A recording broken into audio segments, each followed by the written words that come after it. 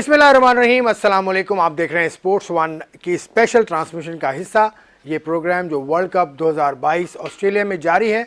आज भी 2 मैच खेले जा रहे हैं, कल भी 2 मैच खेले गए, उन पर हम बात करेंगे। मेरे साथ मेरा रेगुलर पैनल हारून रशीद साहब और बदियू जमा साहब मौजूद हैं। लेकिन कल के मैच की थोड़ी सी मैं आपको वो पॉइंट्स बता दूं जिस पर हम बात आज करेंगे, जिस पर बहुत ज़्यादा बात हो रही है। इंडिया पाकिस्तान, यकीनी तौर पे आपको पता है कि इंडिया जीत गया। विराट कोहली ने बहुत अच्छी बैटिंग की, लेकिन बहुत सारी चीज़ें ऐसी थीं उस मैच के अंदर जिस पर बहुत ज़्यादा बात हो रही है, जिसके हवाले से आज भी हम बात करेंगे। एक तो जो आउट हुआ था या रन आउट हुआ था, गेंद स्टंप्स पे लगा था और 3 रन बन गए थे, एक वो बात।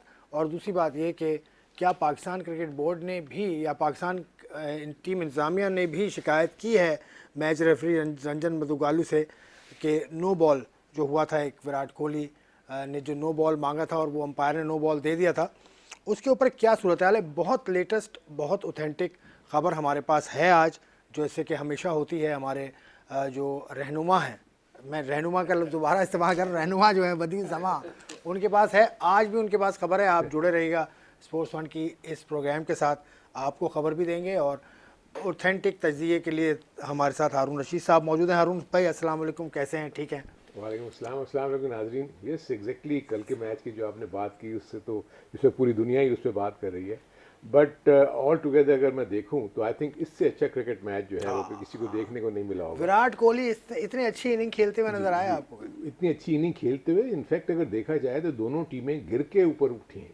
पाकिस्तान भी मुश्किल में था जब बैटिंग कर रहा था। इफ्तिखार की जो इनिंग थी उसने पाकिस्तान को एक अच्छा मकाम पे पहुंचा दिया, जो कि एक फाइटिंग स्कोर था। और एग्जैक्टली पाकिस्तानी बॉलर्स ने भी वही किया जो कि इंडिया के बॉलर्स ने किया था कि शुरू में आउट कर लिए और उसके बाद फिर गेम थोड़ा सा लूज़ हुआ।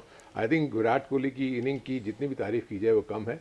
ये वो फ़र्क है जो मैं इफ्तिखार और कोहली की इनिंग को देखता हूँ। इफ्तिखार ने फिनिश नहीं किया मैच, कोहली ने मैच को फिनिश किया। दिस इज़ वेयर जब आप ग्रेटनेस में आते हैं ना, कि ग्रेट प्लेयर्स जिनको कहा जाता है वो हैं जो मैच को फिनिश करके अपनी टीम को जिता के आ जाएं। वेयर एज इफ्तिखार की बहुत अच्छी इनिंग थी, 50 रन करके वो आउट हो गए। अगर वो 20 ओवर तक खेलते तो पाकिस्तान को उसको 180 190 हो सकता था। तो आई थिंक इस पॉइंट ऑफ व्यू से देखते हुए मैं समझता हूँ क्रिकेट की कल जीत हुई है। बहुत ज़बरदस्त क्रिकेट खेली दोनों टीमों ने, आखिर वक्त तक उन्होंने जान लड़ाई। अल्टीमेटली पाकिस्तान अनलकी रहा और वो मैच आ गया। और बदियू जमा, आपके पास खबरें हैं? अभी दीजिएगा नहीं खबरें, तो अभी तो प्रोग्राम शुरू हुआ है, अभी तो 2 मैचेस और भी हो रहे हैं। आज बांग्लादेश की टीम जीत गई है मुकाबला, और उसके अलावा दूसरा मैच भी चल रहा है, उस पर भी हम बात करते रहेंगे।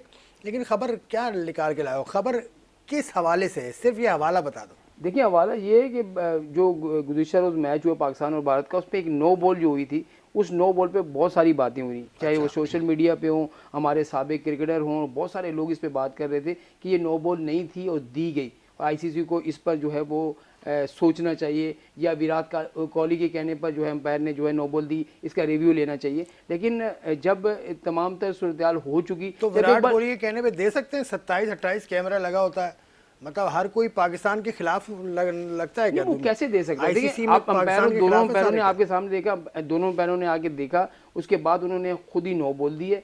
और नो बॉल देने के बाद जब अगली बॉल थी जिस पर विराट कोहली ने आउट हुए, बोल्ड हुए, और गेंद जो है वो थर्ड मैन की तरफ चली गई, वहां पर उन्होंने 3 रन बना लिए।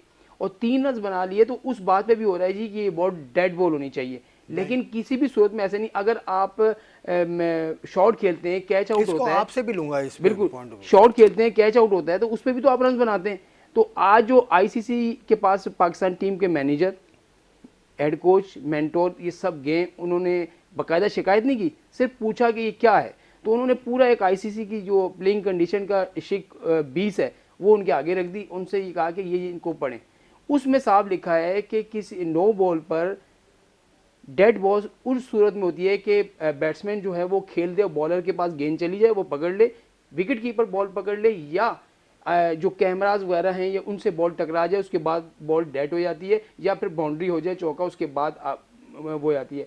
तो ऐसी सूरत में स्टंप से लगे, आपके पैड से लगे, आपके जिस्म से लगे, आप रन्स बना सकते हैं। तो उसके बाद उनके पास कोई जवाब ही नहीं था। तो ये चीज़ें आप मुझे बताएं कि विराट कोहली को पता था और उसने ये रन्स बनाए। हमारी टीम मैनेजर को नहीं पता, हमारे कोचेस को नहीं पता और हमारे प्लेयर्स को इसके बारे में नहीं पता, हमारे कप्तान और को नहीं पता, कप्तान को नहीं पता, रिजवान को नहीं पता, क्योंकि रिजवान वो किसी चीज़ को नहीं रहता पता। और देखिए, और दूसरे मैं हैरान होता हूं कि साबिक क्रिकेटर जो बैठ कर बातें कर रहे हैं उनको नहीं पता, जो खुद खेल चुके हैं उनको नहीं पता कि आईसीसी का कानून क्या कहता है। तो मेरे ख्याल में इस चीज़ों को सोच के फिर हमें बात करनी चाहिए, पहले नहीं करनी चाहिए। आप जरा थोड़ा सा हारून भाई इसको थोड़ा सा एलेबोरेट कर दें। दो इसमें हुई है बात, एक तो जो डेड बॉल हुआ, डेड बॉल नहीं हुआ, स्टंप से लगने के बाद उसका कानून क्या है, और नो बॉल किस हाइट पर और कहां पर गेंद गेंद को जज किया जाता है। देखिए, एक सबसे पहली चीज़ तो ये है कि आपको ये ज़रूर अपने जहन में रखना चाहिए कि umpires on the ground they are the final authority. जो भी वो डिसीजन लेते हैं उसको आप चैलेंज नहीं कर सकते और वो उसको मानना पड़ेगा, चाहे वो मैच रेफरी के पास भी अगर आप जाएंगे, कहीं भी जाएंगे। जो सबसे बड़ा इसमें जो मुझे अलमिया यानी जो नज़र आता है वो ये है कि ना वाकफियत लॉज और रूल्स के बारे में। बिल्कुल पाकिस्तान के पॉइंट ऑफ व्यू से देखें, विराट कोहली क्यों भाग गया 3 रन? इसलिए कि उसको पता था कि ये जब बॉल नो बॉल डिक्लेयर हो गई है तो वो लाइव है उस वक्त तक जब तक कि वो स्टॉप नहीं हो जाती। आप ये भी देखेंगे जब आप उस नो बॉल पे हिट मारते हैं तो जब तक बॉल हवा में होती है आप जितने भी रन भागेंगे वो काउंट होंगे। इवन कैच भी हो जाए तो जैसे ही वो कैच हो जाता है वो बॉल डेड हो जाती है। ठीक है, इसमें हुआ ये कि आप तो ये समझे कि बोल्ड करके आप लोग तो वहाँ उछल कूद रहे थे, वेयर एज वो बॉल लाइव थी जब तक उसको रोक के आपने दोबारा विकेट कीपर के हाथ में नहीं फेंका। तो सबसे पहली चीज़ तो ये है कि पाकिस्तानी बदकिस्मती से मैं आपको बता रहा हूँ कि हमारे यहाँ लॉज को कोई पढ़ता नहीं है, ना कैप्टन पढ़ता है, ना हमारे कोचेस को पता होता है, ना ही हमारे मैनेजर को पता होता है। क्योंकि मैं खुद मैनेजर रहा हुआ हूँ, मुझे अच्छी तरह याद है कि बाज़ जगहों के ऊपर हर टूर्नामेंट से पहले मैच रेफरीज आपको ब्रीफिंग देते हैं, आपके कैप्टन और मैनेजर्स उसका हिस्सा होते हैं। मैंने अपनी मैनेजरशिप में जब भी देखा कि बाहर के जितने भी कैप्टन थे अपने साथ लॉ बुक्स को लाया करते थे, लॉ बुक्स को सामने रख के वो मैच रेफरी से बाकायदा सवालों जवाब करते थे वेरियस कंडीशंस के ऊपर। अब जो प्रॉब्लम क्या होगी कि ये पहला इंसिडेंट हुआ इस तरीके से, इससे पहले नहीं हुआ, तो मे भी अब इंटरप्रिटेशन शायद आए, आईसीसी कोई ना कोई इसके ऊपर फैसला करे कि उसको और एलैबोरेट कर दे कि जी बॉल कब डेड होगी, कब नहीं होगी, नो बॉल होगी। क्योंकि अगर यही बॉल उसके बल्ले से लग के विकेट पे लग के जाती तो ये विराट कोहली के रन होते, क्योंकि उसके बल्ले पे नहीं लगी थी, विकेट्स पे लग के चली गई, वो बायज में चले गए। सो इसलिए ये बड़े इंपॉर्टेंट चीज़ है। मैं ये फील करता हूँ कि हम अपनी क्रिकेट की जो ट्रेनिंग वगैरह करते हैं उसमें बैटिंग, बॉलिंग और फील्डिंग तो करते हैं, बट आई थिंक जो at the helm of the affairs होते हैं, कैप्टन हो गए या सीनियर प्लेयर्स हो गए, उन सबको चाहिए कि लॉज को ज़रूर पढ़ें। आपको जब लॉज की वाकफियत ही नहीं होगी, अब देखें ना, तीनों हमारे जब ये प्लेयर्स वहाँ गए, यानी जो मैनेजमेंट का जो स्टाफ वहाँ गया, उसमें मैनेजर भी था, कोच भी था और मेंटोर भी था। इसका मतलब है कि आप मैच रेफरी के पास चले गए बगैर पढ़े हुए उस रूल को। मैं आपको एक वाकया इस पर याद दिला दूं कि जब मैं मैनेजर था, हम न्यूजीलैंड में मैच खेल रहे थे और फोकास थी 5th डे के ऊपर कि आप वो ले लें, बारिश के चांसेस थे शुरू से ही, सुबह से बारिश होनी थी और हमने मैच जीतने के लिए हमें 26 से 30 रन चाहिए थे। उस वक्त कैप्टन के पास ये ऑप्शन होता था, दोनों टीमों के कैप्टन के पास, कि आप आधे घंटे का वक्फा ले सकते हैं अगर उस दिन मैच का रिजल्ट हो सकता है। आई वॉज सरप्राइज कि हमारे उनको पता ही नहीं था। मैं उनको बार बार बता रहा था कि आधा घंटे का आप जाके अभी ले लें, कल बारिश का चांस है, वरना आप जो है वो नहीं लिया गया। अगले दिन हम गए, आप यकीन करें कि बस अल्लाह ताला ने हमारी मदद करनी थी, आधे घंटे का खेल हुआ, पूरा दिन बारिश हो गई और उस आधे घंटे में हमने रन कर लिए। सो ये जो वाकफियत है ना, ये तो इनका कसूर है जो कि at the helm of the affairs बैठे हुए हैं। इनको चाहिए कि रूल्स बुक को जरूर पढ़ा करें। चलें, और भी रूल्स पे हम बात करेंगे जो नो बॉल के हिसाब से था, उससे भी तफसील से आपसे लूँगा। लेकिन कल पाकिस्तान की अगर बैटिंग हम तो देख ही रहे थे जब हमारा प्रोग्राम भी चल रहा था, रिजवान आउट हो गए, बाबर भी आउट हो गए, इन पर किसी ने बात नहीं की, लेकिन हैदर अली और आसिफ अली, ये किस मर्ज की दवा हैं? देखें आसिफ भाई, हमेशा से हम बात करते रहे कि जब आप अच्छा कर रहे होते हैं और मैच जीत रही होती है टीम, आपको कोई बुराई नज़र नहीं आती। हालांकि जब आप जीत भी रहे होते हैं तो आपको अपनी खामियों को निकालना चाहिए कि इस जीते तो हैं लेकिन ये हमें खामियाँ हैं, इनको हमें दूर करना चाहिए। देखिए, बाबर ने रन्स किए, रिजवान ने रन्स किए, जिन कंडीशन में रन्स किए वो आपके सामने हैं और जिन बाउंड्री पर रन्स किए वो आपके सामने है। यहाँ हम 2 दिन से बात कर रहे हैं कि मेलबर्न का ग्राउंड बड़ा है, यहाँ की बाउंड्री बड़ी है, और जो रिजवान ने शॉट खेला, अगर ये दुबई में खेल रहा होता तो छक्का हो जाता, हम तालियां बजा रहे होते। तो वहाँ अब हर जो भी बैट्समैन होता है इंडिया इनके खिलाफ खेल चुका है और इंडिया ने उनकी सारी चीज़ें पकड़ी हुई थी, इसी वजह से उन्होंने रिजवान को भी आउट कर लिया और बाबर को पहली ही गेंद अच्छा पड़ गया जिसकी वजह से वो आउट हो गए। लेकिन यहाँ देखें नहीं, मैंने पूछा कि आसिफ अली, खैर वो देख आसिफ अली की बात बता रहा हूँ, ब्रेक का वक्त है अभी, अब तो ब्रेक का वक्त ब्रेक है, के बाद बात तो करें। तफसील से बात कीजिएगा आप। हारून भाई, आप कुछ कहना चाहेंगे ओपनिंग के हवाले से? थोड़ा सा वक्त है मेरे पास। हाँ, उसमें सिर्फ ये है कि देखें, अगर देखा जाए ओपनर्स तो दोनों तरफ के ओपनर्स को आपने आउट कर लिया ना। टीमें तो कामयाब हुई अपनी स्ट्रेटेजी में कि हमने ओपनर्स को रन नहीं करने देने। रोहित शर्मा और राहुल का आउट करना भी बहुत बड़ी बात थी। इसी तरह पाकिस्तान जब बॉलिंग कर रहा था, जब बैटिंग कर रहा था, तो इंडिया के लिए बहुत इंपॉर्टेंट था कि बाबर और रिजवान को जल्दी आउट कर ले। लेकिन उसके बावजूद आपने देखे दोनों टीमों ने थोड़ी सी डेप्थ दिखाई है। जो आप पॉइंट अभी रेस कर रहे हैं ना आसिफ का और हैदर का, ये बड़ा इंपॉर्टेंट पॉइंट इसलिए है कि आप देखिए, आप वन बॉलर शॉट से खेले हैं कल। वन बॉलर शॉट से तो नहीं, बॉलर तो आपके पास था ना, 5 थे ना। देखिए बॉलर एक था ना। था। मैं एक बात कर रहा हूँ कि जो फास्ट बॉलर्स आपके पास 3 ही थे ना।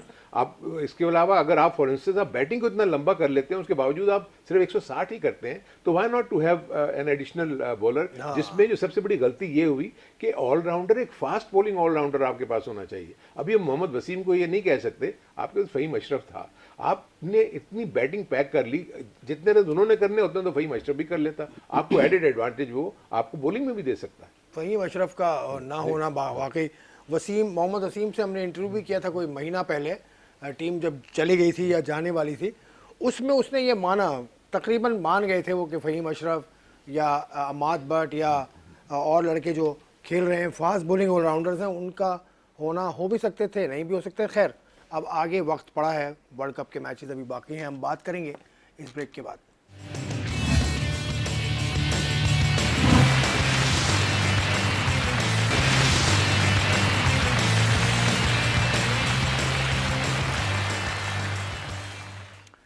Welcome back to Sports One. हम बात कर रहे हैं पाकिस्तान और इंडिया का जो मुकाबला कल हुआ, उसमें इंडिया ने कामयाबी हासिल की, बहुत शानदार खेल हुआ। लेकिन बहुत सारी चीज़ें ऐसी हैं जिनको नज़रअंदाज़ी करना ज़रूरी है। एक तो हमने बात कर ली कि रूल्स का जो पता होना है, रूल्स की आगाही बहुत ज़्यादा ज़रूरी है, ना सिर्फ कप्तान को बल्कि मेन प्लेयर्स को और टीम इंतज़ामिया को। अगर नहीं पता तो ये क्रिमिनल है, ये क्रिमिनल कहता हूँ मैं, कहता है, क्योंकि मैनेजर हैं, कोच हैं, मेंटोर हैं, वो जाके अगर मैच रेफरी से एक तरह से सवाल ही कर रहे हैं तो ये भी मज़ा का खेज़ बात है। बहरहाल भाई, मैं बात कर रहा था आपसे आसिफ अली और हमारे हैदर अली, इन दोनों को रखा गया है, तो इनकी ज़िम्मेदारी क्या है, इनको क्या करना चाहिए अब बेहतरी के लिए? देखिए आसिफ भाई, जिम्मेदारी तो जो भी आप इतने लोग खिलाड़ियों में से, इतने करोड़ों की आवाम है, उसमें से जब आप 15 रुकनी स्क्वाड मुंतखब करते हैं तो उसको एक ज़िम्मेदारी दी जाती है। उसका मतलब है कि आपने और इतना बड़ा वर्ल्ड कप खेलने आप जा रहे हैं तो आप अपनी ज़िम्मेदारी के मुजाहिरा तो करें। ये तो नहीं आपसे 3 बॉलें मिस हुई, चौथी बॉल पे आपने कैच दी और बाहर आ गए। यही हाल आसिफ का है। 56 मैच खेल चुके हैं, उनकी एवरेज जो है वो 11 रन की है। तो मुझे ये बताएं, एक हैदर अली ने तकरीबन पिछले 15 मैचेस में एक 31 रन की इनिंग्स खेली है, उसके अलावा उन्होंने कुछ भी नहीं किया। एक टेप बॉल का अंदाज है, उसी अंदाज से वो खेलते हैं और वो वहीं कैच देकर आ जाते हैं। तनकीद तो नहीं होती सोशल मीडिया पे? तनकीद इस वजह से नहीं होती। देखें, जब आप फ्रेंचाइज क्रिकेट कराते हैं, जब आपके PSL होती है तो उसमें बहुत सारी फ्रेंचाइज बहुत तगड़ी हैं, तो ज़ाहिर है वो उनका भी डिमांड होती है कि ये मेरा ये प्लेयर खेलेगा। इस्लामाबाद यूनाइटेड की और वो पेशावर ज़ल्मी, तो इसलिए वहाँ तो 100% तो ताला लग गया ना। बिल्कुल, ये ताला लग गया, वहाँ कोई नहीं बोलता। ना ही सोशल मीडिया पे ऐसी बात होती है, ना पाकिस्तान क्रिकेट बोर्ड बात करता है, और ना ही कप्तान को तो चाहिए ना कि भाई, एक जब कल हम टीम जब हारी, उसके बाद ड्रेसिंग रूम में एक पूरा उन्होंने एक मीटिंग की जिसमें मैथ्यू एडन भी थे, सकलेन भी थे, बाबर ने बड़े खिलाड़ियों को लेक्चर दिया कि हम एक नवाज़ की वजह से नहीं हारे, हम एज अ टीम हारे हैं, और जब जीतते हैं तो एज अ टीम जीतते हैं। तो भाई जब ये चीज़ें कर रहे हैं तो आप हैदर अली को भी बुलाएं, आप आसिफ को भी बिठाएं, इनको बोलें भाई आपको ये रोल दिया गया, आपने ये प्ले करना है। अब देखें, बहुत सारे हम मिडिल ऑर्डर पर बैटिंग बात कर रहे थे कि नहीं बारी आती, कल बारी मिली इफ्तिखार को, उसने प्रूव किया और उसने रन्स किए। शान मसूद ने भी रन्स किए। तो ऐसे ये तो नहीं कि 3-4 का ही काम है कि वो रन्स करें, तो आप अगर रन्स नहीं करते तो मेरे ख्याल में इतने मैचेस आप कंटिन्यू उनको खिला रहे हैं, इनकी कोई वजह नहीं बनती। तो ये दोस्तियां यारियां और ये चीजें खत्म होनी चाहिए। दोस्ती यारी है, देखो ये लफ्ज इस्तेमाल नहीं करो, शोएब मलिक इस्तेमाल करने के बाद बाहर हो गए हैं। तो खैर ये बात तो इसने अलग बदी ने तो सेलेक्ट नहीं होना ना लेकिन ये सेलेक्ट तो हुए थे ना, ये भी खेले हैं क्रिकेट। हाँ नहीं इनकी सेंचुरीज भी काफी मैं खेला हूँ अपना 25-26 सेंचुरीज मोहसिन भाई के साथ खेला हूँ, मोहसिन भाई के साथ खेला हूँ। ये क्रिकेट खेले हैं बहुत अच्छी। बिल्कुल नहीं, वो मैं तो वैसे ही उसमें मजाकिया तौर पे बात कर रहा था, मजाक। जो इसके मैं एक और एंगल भी आपको मैं पेश करता हूँ, जो आसिफ का और हैदर का। आप मुझे ये बताएं कि आपके मेन बैट्समैन उसको आप कंसिडर करते हैं तो शादाब क्यों ऊपर आ जाता है उससे बैटिंग करने के लिए, नवाज क्यों आ जाता है उनके ऊपर बैटिंग करने के लिए? उसका रीज़न ये है कि आपकी टीम मैनेजमेंट को इतना कॉन्फिडेंस नहीं है हैदर अली पे और आसिफ पे कि अब आप उनको मेन नंबर पे भेजें। देखिए क्या हुआ, कल शादाब को आपने भेज दिया, 4 रन करके वो आउट हो गया, नवाज आउट हो गया। सो मेरा इसमें पॉइंट ऑफ व्यू ये है कि आपने अगर उनको एक टीम का हिस्सा बनाया हुआ है, अब जो इट्स अमेजिंग कि 11 रन की एवरेज के साथ आसिफ जो है अभी तक पाकिस्तान की टीम का पार्ट है, और सिर्फ 31 रन की इनिंग खेल के हैदर अली जो है वो अभी तक टीम का पार्ट है। ये बड़ी गलत बात है। और अगर ये फ्रेंचाइज देखें, as far as I am concerned, मैं खुद भी चीफ सेलेक्टर रहा हूँ, लेकिन कभी मेरे ऊपर कोई किसी किस्म का किसी को प्रेशर नहीं आता था कि जी फलाना मुझे फ़ोन कर रहा है, फलाना नहीं कर रहा। हमारी एक सिलेक्शन कमेटी थी, जो चीज़ें मेरिट पे समझते थे हम उसके ऊपर हम उनको सेलेक्ट करते थे। इवन आपको याद होगा खुर्रम मंजूर के सिलेक्शन के ऊपर लोगों ने बड़ा एतराज़ किया था, लेकिन हम उसको परफॉर्मेंस की बेस के ऊपर सेलेक्ट किया था। बिल्कुल। सो मेरे अपने नज़दीक सिर्फ ये है कि जो रोल, जैसे कि वदी ने कहा कि रोल क्या, मैं as a professional batsman cricketer Pakistan को रिप्रेजेंट कर रहा हूँ, मुझे अपना रोल नहीं पता?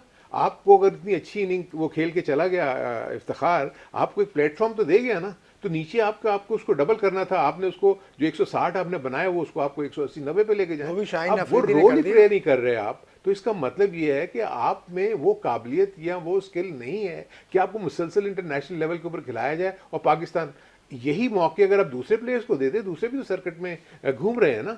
ऐसा नहीं है, अब्दुल्ला शफीक आप देखिए हमेशा जब भी आप उसको खिलाते हैं वो रन्स कर देता है। और दूसरे 2-3 बैट्समैन ऐसे हैं जो कामरान गुलाम है, वो मुसलसल T20 में रन्स किए। ताहिर ने बड़ी जबरदस्त इनिंग्स खेली। जब आप उनको इतनी, आपने यार 50 मैच दे दिए, 57 मैचेस के बाद अगर कोई बैट्समैन अपने आप को नहीं मनवा सका तो मैं नहीं समझता। अच्छा, आप क्या समझते हैं कि PSL की फ्रेंचाइज का इन्फ्लुएंस है Pakistan? I don't think so. मैं तो नहीं समझता कि होना, अगर नहीं है तो नहीं होना चाहिए। आपके ख्याल में है? नहीं है, मेरे नज़दीक तो नहीं है।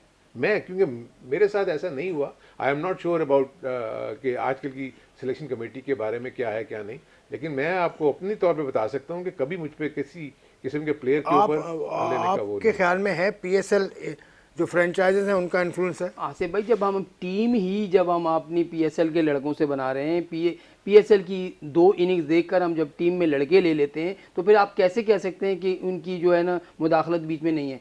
आपने हारिस विकेट कीपर है, उसको 1-2 इनिंग्स खेली उसने, और आपने उसको कह दिया कि ये तो बेहतरीन है, और उसको आपने सरफराज पे अहमियत दे दी और उसको आपने साथ रखा, हर जगह लेके चले गए। तो मेरे ख्याल में ये चीज़ें ख़त्म होनी चाहिए। पाकिस्तान टीम है तो उसको पाकिस्तान टीम रहना चाहिए। और दूसरा, ये तो बातें हम कर ही रहे हैं, लेकिन मुझे ये बताएं कि शाहीन आफरीदी को कल क्यों खिलाया गया? ये किसी की शाहीन आफरीदी की परफॉर्मेंस भी अगर देखें, ये परफॉर्मेंस के अलावा आप देखें आसिफ भाई, एक चीज़ होती है, आप देखें कि जिस तरीके से वो पहला ओवर करता है, जोर लगा के उसने नहीं किया, 135-134 की स्पीड से उसने गेंद की। इसका मतलब है कि वो अपने आप को मुकम्मल फिट नहीं समझ रहा, सिर्फ और सिर्फ भारत को ये दिखाने के लिए कि शाहीन शाह अफरीदी है, वो थोड़ा प्रेशर में रहे, तो वो चीज़ है, मुकम्मल फिट नहीं है। आकिब जावेद ने भी कल कह दिया है कि शाहीन शाह अफरीदी मुझे 100% फिट नहीं लग रहा। ये क्या लगता है कि कुछ प्लेयर्स से क्या भारतीय टीम डरती है, शायद उसको हम इसलिए खिला रहे हैं?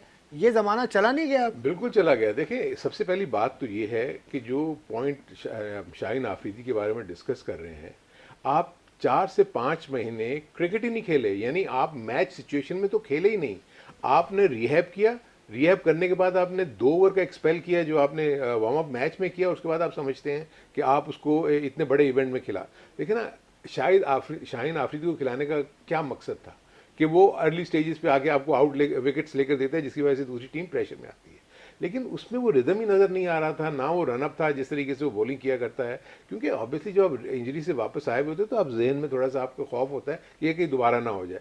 क्योंकि आप इतनी प्रेशर सिचुएशन में आपको नहीं पता किस वक्त कहाँ आपका पैर पड़ रहा है, कहाँ नहीं पड़ रहा। तो मेरे अपने नज़दीक बहुत जल्दी की इन्होंने उसको खिलाने में। अब मैं देखता हूँ कि उनको अब ये क्या होगा कि अगले मैचेस में उसको खिलाएंगे या नहीं खिलाएंगे, आई एम नॉट नहीं, तो श्योर। इसमें तो आपके जो भाई साहब हैं उमर रशीद साहब, उनकी राय तो ली होगी, वो तो इंग्लैंड में भी पाकिस्तान इनके साथ थे, शाहीन आप के साथ। सिर्फ देखिए फिटनेस की हद तक तो हर कोई आपको फिटनेस ट्रेनर भी कह देगा, आपका कोच भी आपको कह देगा, लेकिन क्या मैच फिटनेस की जो सिचुएशन है वो तो सबको आया थी भाई ना। सबसे बड़ी बात है खिलाड़ी जो होता है ना, खिलाड़ी वो कभी मना नहीं करता मिलने के कभी भी लिए। नहीं शाहीन नहीं, अफरीदी ने मैंने मुसलसल पूछा- टेस्ट क्रिकेट खेली, मैंने ये वनडे पूछा। नहीं एक बात, टेस्ट क्रिकेट खेली, वनडे क्रिकेट खेली, T20 आप उसको खिलाते रहे, भाई आपने उसको रेस्ट क्यों नहीं दिया? यही कि शाहीन शाह अफरीदी कहता है मैं सही मैं हूँ सही और मैं खेल सकता हूँ। नहीं, क्यों वो तो मैंने कि- पूछा था ना कि इतने एक्सपीरियंस हैं उमर रशीद साहब, जिन्होंने सबके साथ काम किया है, एक्शन पे भी काम किया हसनैन के, तो उनसे राय तो ली होगी या उनसे कोई नहीं पूछता कुछ? देखिए उनका काम था रीएप करा देना, उनका काम था एक बंदे को तैयार कर देना। उन्होंने कहा भाई ये बंदा है, ये प्रैक्टिस भी कर रहा है, ये बार बार मैच भी खेल रहा है,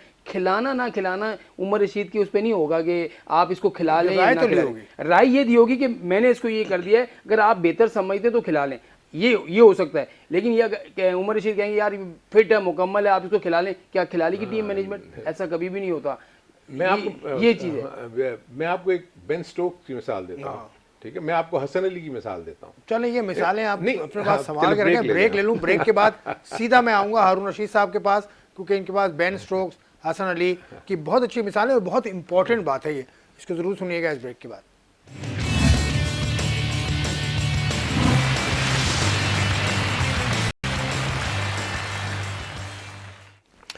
प्रोग्राम में खुशामदीद। वर्ल्ड कप का सिलसिला जारी है और एक जो मैच होने वाला है वो इस वक्त बारिश की वजह से रुका हुआ है। हम तो बात कर रहे हैं पाकिस्तान और भारत के मुकाबले की, इम्पॉर्टेंट बात है, उस पर ये आखिरी सेगमेंट में हम उस पर बात करेंगे। बाबर आजम की कप्तानी पर हारून भाई आप क्या कहना चाहेंगे? तो उसके बारे में बहुत ज़्यादा बात हो रही है। एक्चुअली काफ़ी ये बातें हो रही हैं, लेकिन मैं आपको बताऊं कि जो T20 कप्तानी है ना वो इतनी आसान नहीं है, क्योंकि इस वक्त चेंजेस जो है ना हर बॉल के ऊपर होती रहती हैं। अब प्रॉब्ली जो लोग उसकी ओवर कैलकुलेशन के ऊपर बहुत ज़्यादा बातें कर रहे हैं, मैं इसको एक दूसरे एंगल से देखता हूँ कि क्या इन्होंने सोचा होगा। इन्होंने ये सोचा होगा कि हारिस रऊफ क्योंकि इनका मेन बॉलर था, और उस वक्त जो आखिरी लम्हात में अगर वो एक तो एक ओवर अच्छा डाल देता तो यही जो रन्स होते ना 30-32 के करीब आखिरी ओवर में करने पड़ते। लेकिन देखें क्रिकेट ऐसी है कि आपने जिस तरह सोच के हारिस को बॉलिंग करवाई वो 2 छक्के खा गया और ऑटोमेटिकली वो रन नीचे गिरते हुए 16 रन के ऊपर आ गए। और उसके बाद जो सबसे इंपॉर्टेंट जो कप्तानी का सबसे बड़ा जो मुझे खला नज़र आया है या जो गलती थी, आपने एक स्पिनर से कहा कि आप तेज़ बॉलिंग कर दो। हाँ, यानी आपने अगर देखा होगा कि नवाज की बॉलिंग के ऊपर रिजवान पीछे खड़े हुए थे, which is very very surprising. तो इसका मतलब ये हुआ कि आप बिल्कुल अपने हवास यहाँ तो खो बैठे हैं, यहाँ आप इतना खौफ अपने ऊपर देखें। ये प्रेशर गेम होता है। इंडिया के खिलाफ जब भी आप खेलेंगे प्रेशर गेम में आप कोई ना कोई गलतियाँ करेंगे। बाबर के ऊपर मैं अभी भी फील करता हूँ कि कप्तानी के पॉइंट ऑफ व्यू से बहुत ही ज़्यादा अभी इमेच्योर हैं वो, उनको बहुत ज़्यादा आइडिया नहीं है। मैं ये मानता हूँ कि उनको अंडर 16 से कप्तान बना रहे हैं। अंडर 16 में भी पाकिस्तान के कैप्टन थे, अंडर 19 में भी पाकिस्तान के कैप्टन थे, और अब वो तीनों फॉर्मेट के कैप्टन उनको बना दिया है। तो गलतियां डेफिनेटली हुई हैं। आपने जब ओवर की कैलकुलेशन इर्रेस्पेक्टिव आखिरी ओवर में जो मर्जी हो, आपको ये गेम प्लान में कोशिश ये करनी चाहिए थी कि क्योंकि वो बॉल हेल्प कर रही थी फास्ट बॉलर्स को।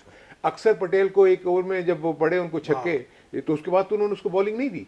और वेरस नवाज आपके एक्सपेंसिव बॉलर साबित हुए, आपने मुसलसल उसको, और आखिरी ओवर जबकि वो कॉन्फिडेंस से गिरा हुआ लड़का यानी बॉलर जिसको इतने मार पड़ी हुई थी उसको आपने किया, और चारों तरफ से आप यलगार कर रहे हैं उसके ऊपर कि ये करो ये करो ये करो। I am a professional bowler यार, मुझे पता है कि मैंने क्या करना है। मैं कप्तान को बताऊंगा कि यहाँ फील्डिंग रखो और मैं यहाँ पर बॉलिंग करूंगा। आपने उसको इतना ज्यादा वो कर दिया डिफेंसिव इन दैट सेंस कि कॉन्फिडेंस ही शेक हो गया उसका। इसने जो बॉलिंग की मेरे नजदीक तो इट वाज टेरिबल, बहुत ज़्यादा टेंस लग रहे थे नवाज।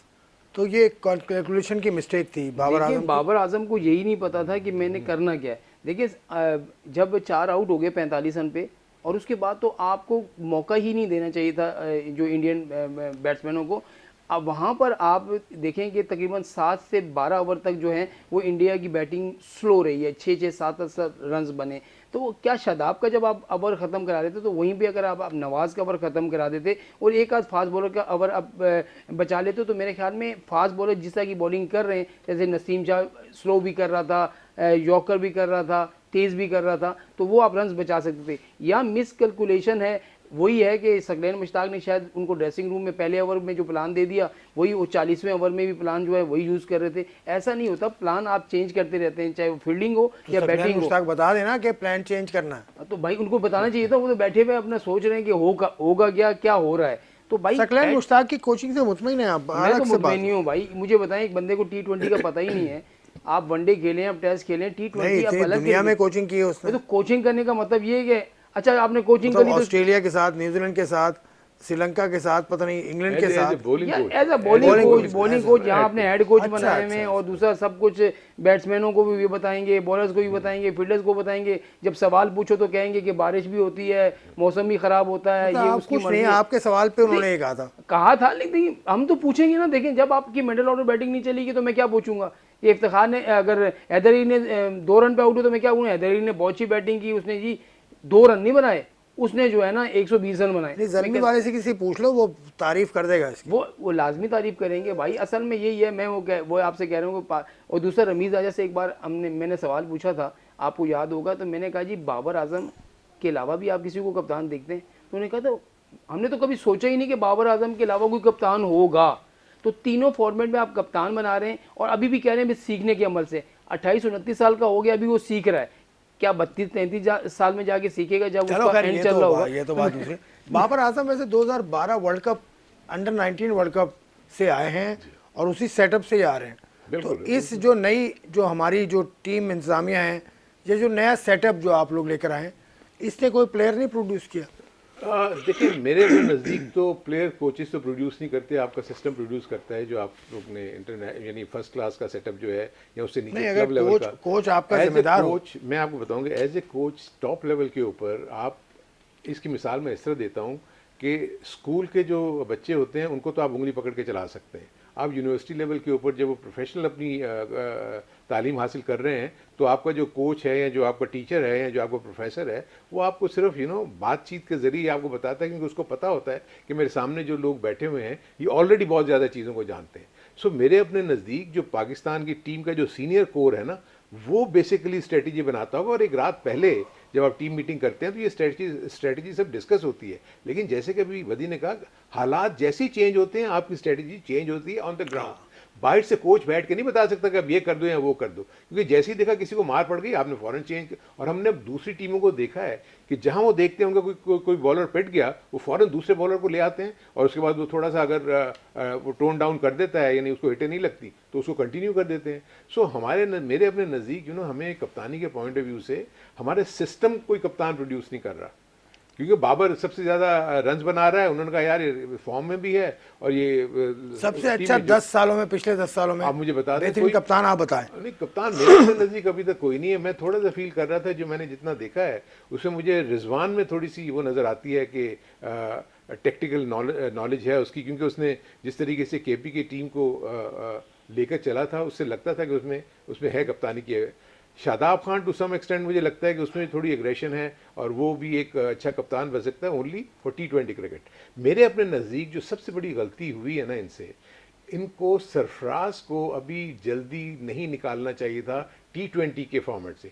मैं मानता हूं कि रिजवान बहुत अच्छी परफॉर्मेंस कर रहा है, लेकिन T20 में सरफराज की परफॉर्मेंस बुरी नहीं थी। अगर उसको आप टेस्ट टीम से निकाल देते या वनडे से अगर आप समझते थे, लेकिन T20 में तो वो एज ए बैट्समैन भी आता है। आप देखें ना, आपको हैदर कुछ करके नहीं दे रहा, आपको आसिफ कुछ करके नहीं दे रहा। बदकिस्मती से ये एक आध मैच में रन्स कर देते हैं, उसके बाद उनकी अगली 10-20 इनिंग्स में है वो पक्की हो जाती हैं, 10 और 20 मैचेस। वेरएज आप सरफराज जैसे है, वो मैनूवर करने वाला प्लेयर है, वहाँ बैठ के आपको जिस जगह पे आपने इसको हैदर को भेजा या जहाँ पर आसिफ गए, आई थिंक अगर सरफराज होता तो प्रॉपर ऑस्ट्रेलिया में ये भी है। बस आखिरी मिनट है, मैं कह रही हूँ सरफराज की बात करें, सरफराज एज ए कप्तान बहुत अच्छा है, उसको फैसले करना भी आते हैं, और वो कोशिश यही करता है कि मैं खिलाड़ियों से काम लूँ। और अक्सर मैचेस में आपने उसको देखा होगा कप्तानी करते हुए, तो वो बेहतर कप्तान हो सकता है T20 में। जरूरी नहीं है कि आप तीनों फॉर्मेट में बाबर को बना दें, एक आध कप्तान चेंज करके भी देख लें।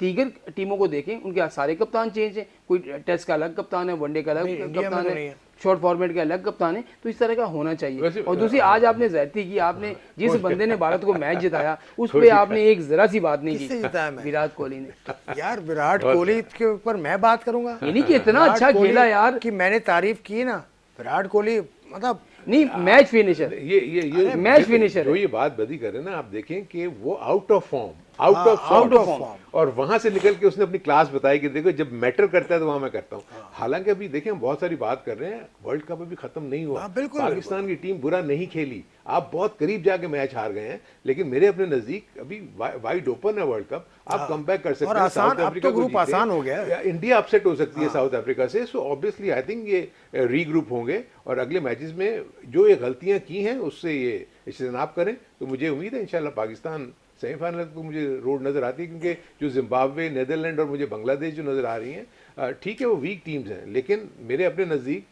किसी भी मैच को अब इनको ईजी नहीं लेना। एक आध फास्ट बॉलर को इन करना पड़ेगा आपको लाजमी, वसीम वसीम या जूनियर को कर लें या धानी, या ये दानी को कर लें, चलें, सही चेंज है। करना पड़ेगा। अब प्रोग्राम वाइंड अप करने का वक्त आया, लेकिन आज के प्रोग्राम में बहुत अच्छी अच्छी बातें हमने की।